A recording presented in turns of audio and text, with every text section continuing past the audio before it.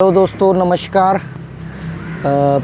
आज का वीडियो जो गोवा के बारे में मैं बनाने जा रहा हूँ, जो लोग गोवा आने की सोच रहे हैं, जिन लोगों की टिकटें बुक हैं फ़्लाइट्स की या ट्रेन की या बाई रोड आना प्लान कर रहे हैं, उनको एक कन्फ्यूज़न है कि आए या नहीं आए, गोवा में क्या हालत है, करंट सिचुएशन क्या है, नाइट कर्फ्यू तो नहीं लगा हुआ, गोवा में मतलब क्या क्या रिस्ट्रिक्शंस लग चुकी हैं, कोरोना की क्या सिचुएशंस है।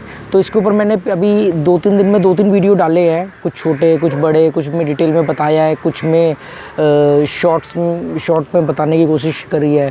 तो पर इसमें इतनी ज़्यादा क्वारी आ रही थी, लोगों के इतने सारे क्वेश्चंस आ रहे थे, तो मैंने कहा कि इसके बारे में 2-3 वीडियो दोबारा बनाने पड़ेंगे, क्योंकि क्या होता है कि एक वीडियो सबके पास नहीं जाता है। यूट्यूब अपने तरीके से उसकी इन्फॉर्मेशंस आगे जो उसके इंप्रेशंस होते हैं वो भेजता है। तो इस वीडियो में मैं कोशिश कर रहा हूँ कि इसी एक ही वीडियो में ही आप लोगों का काम हो जाए। इसमें मैं क्या बता रहा हूँ आपको, लास्ट में मैं ये बताऊँगा मेरा क्या सजेशन है आपके लिए, जो मैं बोल रहा हूँ वो कितना फैक्ट है।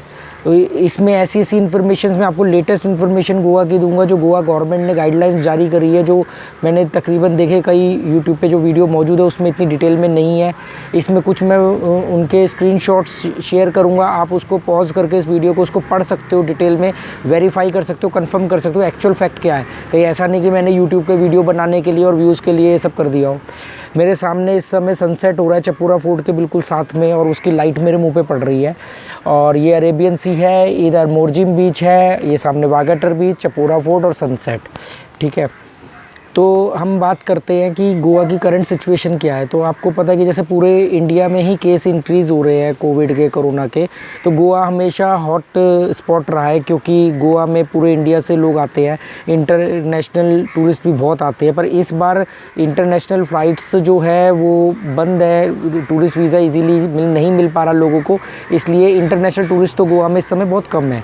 यहाँ पर वही आपको फॉरेनर्स मिलेंगे, वही टूरिस्ट आपको मिलेंगे जो ऑलरेडी पहले से रह रहे हैं, या जो इक्की दुक्की फ़्लाइट जो बीच में आई थी उसमें जो लोग आए हैं। बस जैसे एक मास लेवल पे जो टूरिस्ट आते हैं, फॉरेनर्स या इंटरनेशनल टूरिस्ट जो आते हैं, वो इस बार नहीं आए हैं। ठीक है, पर फिर भी बहुत क्राउडेड रहा है, गोवा में बहुत क्राउड रहा है, क्योंकि आपने कई वीडियो वायरल हुए होंगे बागा बीच की, और उसमें कि मतलब ऐसे पब्लिक एक के ऊपर एक चढ़ी पड़ी है, इतनी भीड़ है, मतलब जैसे जुलूस निकल रहा है, जन सैलाब आ गया है।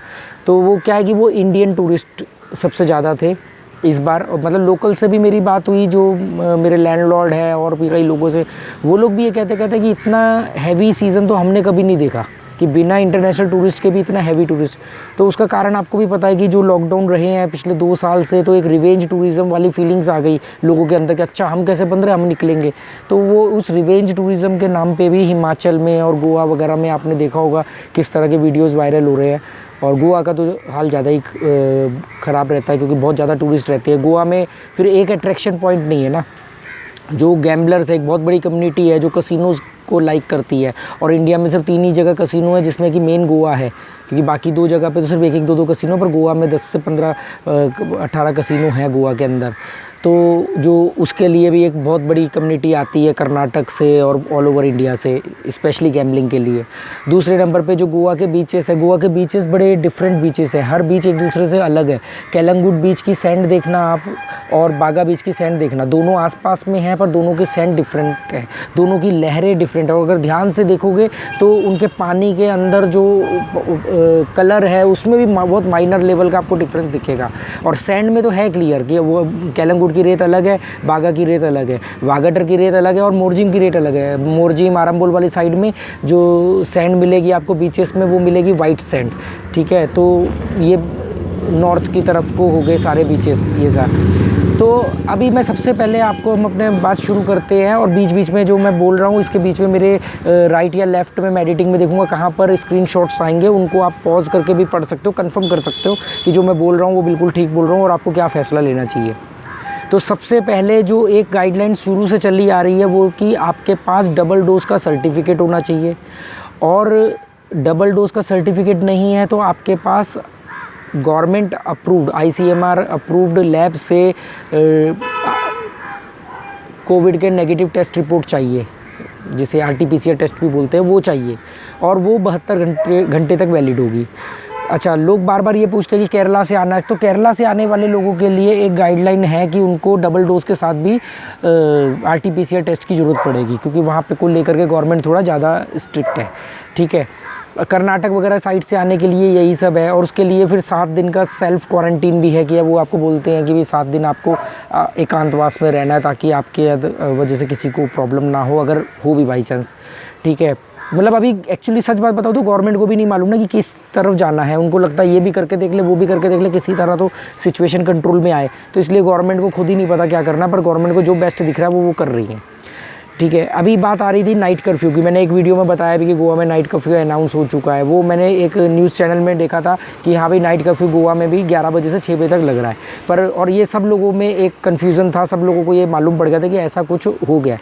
पर फिर CM ने आकर के इसको क्लियर किया कि हम अभी नाइट कर्फ्यू को लगाने के हक़ में नहीं है, क्योंकि गोवा की 60% इनकम जो है वो टूरिज़्म के ऊपर डिपेंड है। अगर वो नाइट कर्फ्यू लग जाए तो गोवा की नाइट लाइफ ख़त्म हो जाएगी, फिर लोग नहीं आएंगे। ऑलरेडी गोवा के लोकल्स ने बहुत नुकसान उठा लिया है। तो उसको ध्यान में रखते हुए उन्होंने कहा कि हमारा नाइट कर्फ्यू को अभी लगाने का कोई इरादा नहीं है, पर रिस्ट्रिक्शंस जारी रहेंगी और स्ट्रिक्टली फॉलो होंगी। तो ये उन्होंने क्लियर किया। तो मैं आपको बता दूं कि अभी तक, जब तक ये वीडियो ये अभी मैं बना रहा हूँ 2 घंटे में ये लाइव हो जाएगा, तो आप जब ये वीडियो देख रहे होगे उस समय तक तो अभी तक गोवा में किसी तरह का कोई नाइट कर्फ्यू नहीं है, किसी तरह का भी कोई बैन नहीं लगा है। मास्क कंपलसरी है, 500 रुपीज़ का पहले 200 का फ़ाइन था, अब शायद 500 का फ़ाइन हो चुका है। मास्क कंपलसरी है, आपके पास डबल डोज का सर्टिफिकेट होना ज़रूरी है, आपके नहीं तो आपके पास RT-PCR टेस्ट की रिपोर्ट होनी ज़रूरी है, 72 घंटे तक वो वैलिड रहेगी। किसी भी कसिनो में बिना डबल डोज के सर्टिफिकेट के आपकी एंट्री नहीं होगी, या RT-PCR टेस्ट की रिपोर्ट के बगैर एंट्री नहीं होगी। किसी भी जो क्लब वगैरह में भी ये मैंडेटरी कर दिया है अभी। ठीक है, अभी क्या है, गोवा में इलेक्शंस अनाउंस हो चुके हैं। जैसे 5 राज्यों में आपको पता है इलेक्शंस है, उनमें से एक राज्य गोवा भी है। तो जब भी इलेक्शंस की डेट अनाउंस हो जाती है, नोटिफिकेशन जारी हो जाते हैं, तो उसके बाद कुछ रिस्ट्रिक्शंस लग जाती हैं, उसको आचार संहिता कहते हैं। तो आचार संहिता लगी हुई है। आचार संहिता में जो मेनली आपको जानने की ज़रूरत है वो देखो, बाकी चीज़ें तो वो पॉलिटिकल पार्टीज़ के लिए है, तो उसमें आपकी कोई दिलचस्पी होगी नहीं, ना वो आपके लिए यूज़फुल है। हाँ, पर टूरिस्टों के लिए अगर हम माने तो जैसे उसमें होता है कि 11 बजे के बाद कसिनोज़ में और पब में और बार में अल्कोहल सर्व नहीं होगा। ठीक है, कई बार ये 10 बजे तक का भी टाइम हो सकता है, और वाइन शॉप वगैरह 10 बजे क्लोज़ हो जाती है। इस तरह की रिस्ट्रिक्शंस लग जाती हैं। ठीक है, अभी तक तो सब कुछ खुला हुआ है। अब एक बात और आती है कि अभी मुझे किसी ने कमेंट करके पूछा, मैं उनका नाम नहीं लूँगा उनकी प्राइवेसी की वजह से, उन्होंने कमेंट किया मेरे एक वीडियो के नीचे कि भी आप गोवा की गाइडलाइंस को थोड़ा डिटेल में बताओ। उनकी शादी है इस नेक्स्ट मंथ फरवरी में, फेब में उनकी शादी है गोवा में ही, वो गोवा की ही है जहाँ तक मुझे लग रहा है। तो सबसे पहले तो मैं उनको बधाई दूंगा उनकी नई लाइफ के लिए, कॉन्ग्रेचुलेशन उनको। और अब इसमें मेन बात आती है कि उन्होंने जो सवाल पूछा था कि भी इंडोर आउटडोर की गैदरिंग के लिए या क्या चीज़ है, तो गोवा में गाइडलाइंस क्या है कि आप 100 से ज़्यादा लोग एक जगह पे भीड़ लगा के इकट्ठा नहीं हो सकते। आउटडोर में, किसी भी आउटडोर वेन्यू में, किसी भी आउटडोर जगह पे आप 100 से ज़्यादा लोग एक जगह पर इकट्ठे नहीं हो सकते हैं, और उन लोगों के बीच में भी सोशल डिस्टेंसिंग होनी चाहिए, मास्क कंपलसरी है, और कोविड जो प्रोटोकॉल्स हैं वो तो चाहिए। अब वो चाहे बीच हो, वो चाहे कोई बैंकेट हॉल हो, चाहे कुछ भी हो। इंडोर के लिए इन्होंने क्या कहा है कि जो भी इंडोर है, जो वो चाहे रेस्टोरेंट है, पब है, बार है, क्लब है, डिस्को है, जो भी है उसके, या कसिनो है, उसके अंदर वो अपनी 50% क्षमता के साथ चलेंगे। 50% क्षमता का मतलब हो गया कि 1-2 व्यक्तियों को बैठने की जगह है तो एक बैठेगा, एक की सीट को गैप रखा जाएगा, फिर दूसरा बैठेगा, मतलब एक का गैप छोड़ करके। तो कसिनोज़ में भी जो लोग मशीनों में खेलते हैं, जो ऑटो रूलेट पे खेलते हैं या ऑटो मशीन्स पे खेलते हैं, उसमें भी अब एक सीट खाली रहेगी, एक सीट भरी रहेगी। ये पहले भी था, ठीक है, पर ये बाकी जगहों के लिए भी अब लागू हो गया कि रेस्टोरेंट में भी एक टेबल खाली रहेगी, ऐसे करके एक सीट खाली रहेगी। इस तरीके से उन्होंने रूल लागू किया है। और उसमें भी इंडोर में मैक्सिमम गैदरिंग 100 रहेगी। ऐसा नहीं कि आप एक सीट छोड़ के एक को बिठाओ सोशल डिस्टेंसिंग के नाम पर और उसमें आप 500 लोग भर दो, नहीं, उसमें भी मैक्सिमम लिमिट, एक तो वो अपनी 50% क्षमता के साथ चलेंगे और उसमें मैक्सिमम लिमिट जो होगी वो होगी 100। और आउटडोर में भी सोशल डिस्टेंसिंग के साथ 100 लोगों की गैदरिंग अलाउ है। जैसे दिल्ली में अभी 20 लोगों का कर दिया ना कि शादी वगैरह में 20 लोग आ सकते हैं, तो यहाँ पर अभी 100 लोगों के लिए किया। ये कब तक के लिए किया गया है? ये किया गया है 26 जनवरी तक के लिए। अभी ये 26 जनवरी तक के लिए है, 26 जनवरी को भी टाइम है। तो उस बीच में अगर कोविड के केस डिसाइड करेंगे कि इसको आगे बढ़ाया जाए या इसमें ढील दी जाए, इसमें कमी पेशी करी जाए या इसको और स्ट्रिक्टली लगाया जाए, तो धीरे धीरे ये चीज़ें बढ़ेंगी। अब इसमें होता क्या है कि सबसे पहले हम मान के चलते हैं कि भी अगर केस इंक्रीज़ होते हैं तो ये 26 जनवरी की बजाय फिर ये और 10-15 दिन 2 हफ्ते के लिए बढ़ा दिया जाएगा।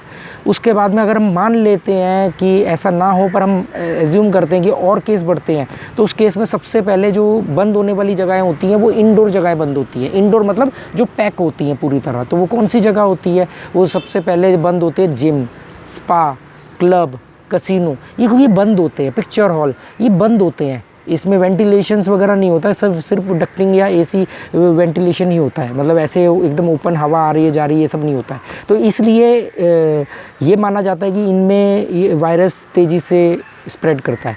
तो इसलिए सबसे पहले आपने देखा होगा कहीं पर भी कोई चीज़ बंद होती है तो उसमें सबसे पहले पिक्चर हॉल और जिम, स्पा बंद होते हैं। तो अगर गोवा में भी केसेस इंक्रीज़ होते हैं तो सबसे पहले कसिनोज़ भी सेम है, casinos, picture hall, gym, spa, ये सब सैलून वगैरह ये सब बंद होंगे। फिर उसके पहले नाइट कर्फ्यू लगेगा, फिर उसके बाद ये सब बंद होंगे। फिर आगे जो चीज़ें हैं वो आप लोगों को सबको पता ही है कि सेकेंड वेव में क्या हुआ था, सबके पास अपना एक्सपीरियंस है।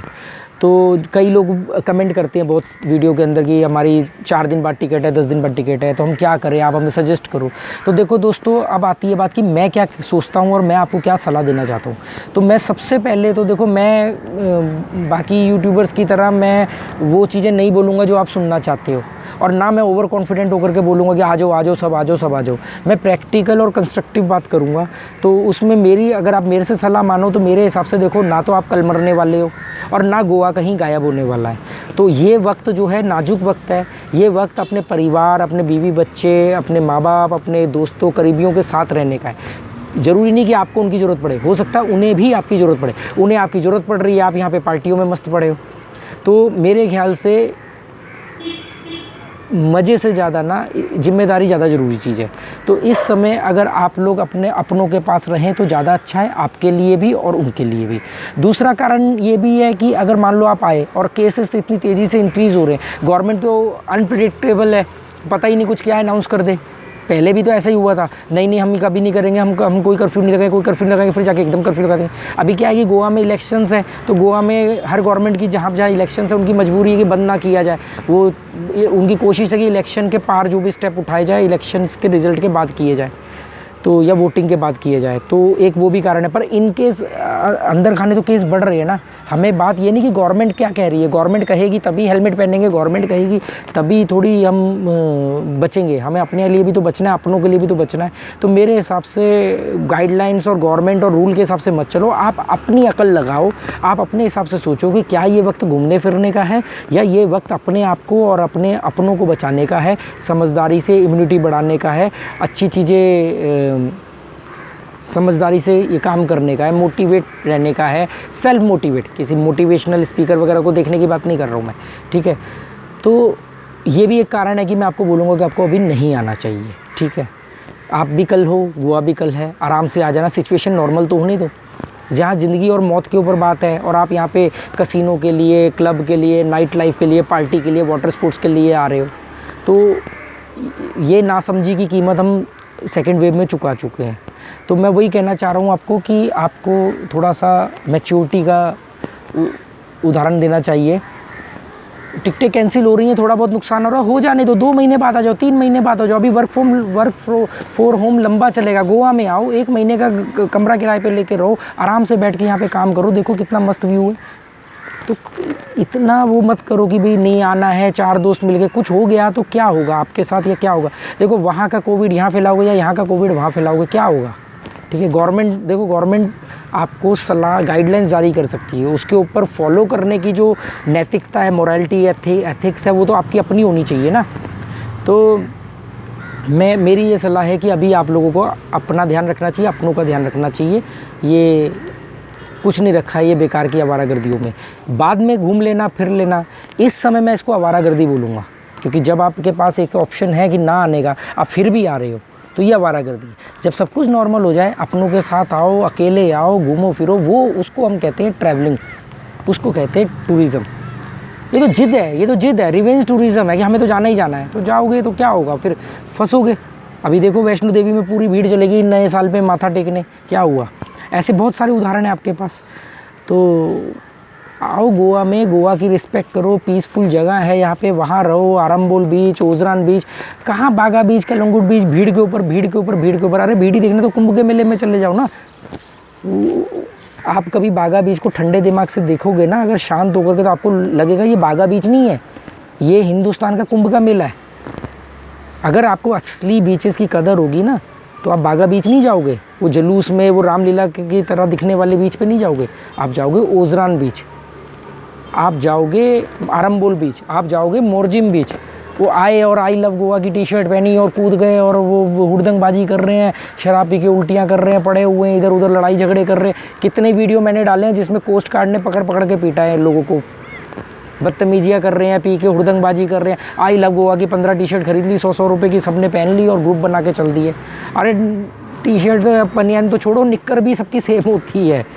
मतलब कोई ड्रेस कोड है क्या गोवा का? आई लव गोवा बोलते हैं और वही लोग आके गोवा में गंदगी फैलाते हैं, वही लोग गोवा में आके झगड़े करते हैं, रैश ड्राइविंग करते हैं, बियर की बोतलें सड़कों पे फेंकते हैं। ये सनसेट पॉइंट है, यहाँ पे रोज़ हमें बोरियाँ भर भर के बोतलें उठानी पड़ती हैं। मतलब वहीं पे आएंगे, वहीं खाएंगे पिएंगे, वहीं पे सब कुछ छोड़ के चले जाएंगे। वहाँ छोड़ देते हैं, वहाँ तक तो ठीक है मैं उठा लेता हूँ, पानी के अंदर फेंक देते हैं।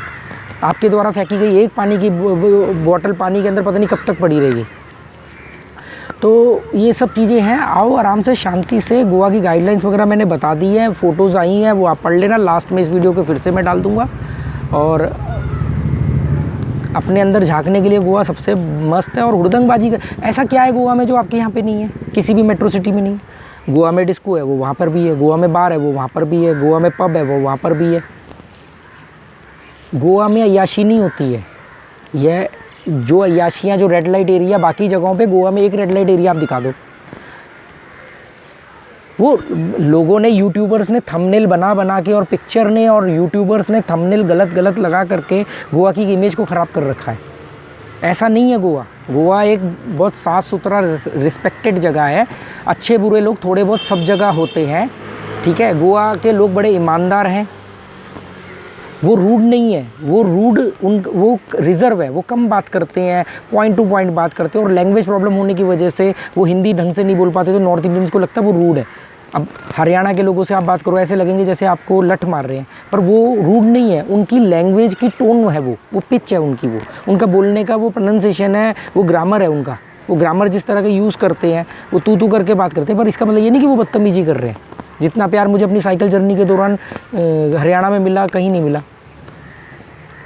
तो आप थोड़ा सा ठंडे दिमाग से सोचो, आपके अपनों को ज़रूरत है। अभी आपको पैसे की कीमत को समझो। गोवा इस समय महंगा भी है। अपने पैसे बचाओ, टिकटें कैंसिल करवाओ, अपने घर में बैठो, अपने परिवार के साथ रहो, अपनी हेल्थ पे ध्यान दो, इम्यूनिटी बढ़ाओ अपनी। ये दौर निकल जाएगा 2-3 महीने के अंदर, फिर आराम से गोवा आओ, 10 बार आओ, कोई दिक्कत नहीं है। मतलब ये कमाल की बात है कि हम गाइडलाइंस के हिसाब से रूल फॉलो करेंगे। आपकी अपनी कोई समझ नहीं है क्या? हम लोग नहीं निकलते घर से बाहर। तो थोड़ा सा ध्यान रखो। उम्मीद करता हूँ मेरी बातें आपको कड़वी लगने के साथ साथ समझ आएंगी। और जो भी आप सोचते हो अच्छा या बुरा, कमेंट में लिख करके ज़रूर बताना। Okay, good bye, thank you.